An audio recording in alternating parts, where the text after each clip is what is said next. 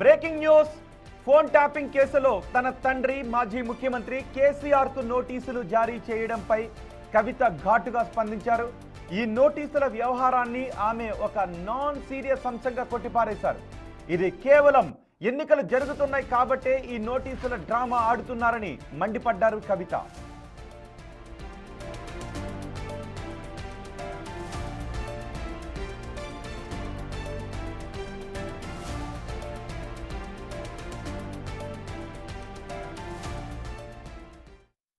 SIT ఏదైతే గుంపు మేస్త్రి గారు చేస్తూ ఉన్నారో చాలా నాన్ సీరియస్గా జరుగుతూ ఉంది.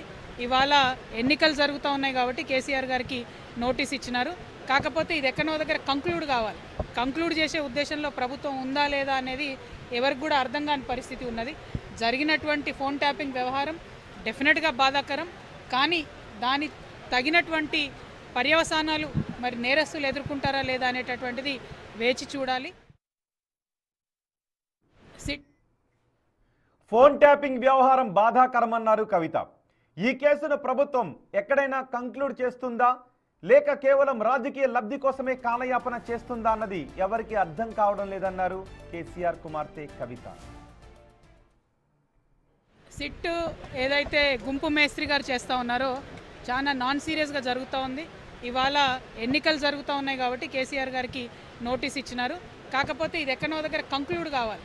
కంక్లూడ్ చేసే ఉద్దేశంలో ప్రభుత్వం ఉందా లేదా అనేది ఎవరికి కూడా అర్థం కాని పరిస్థితి ఉన్నది. జరిగినటువంటి ఫోన్ ట్యాపింగ్ వ్యవహారం డెఫినెట్గా బాధాకరం. కానీ దాని తగినటువంటి పర్యవసానాలు మరి నేరస్తులు ఎదుర్కొంటారా లేదా అనేటటువంటిది వేచి చూడాలి.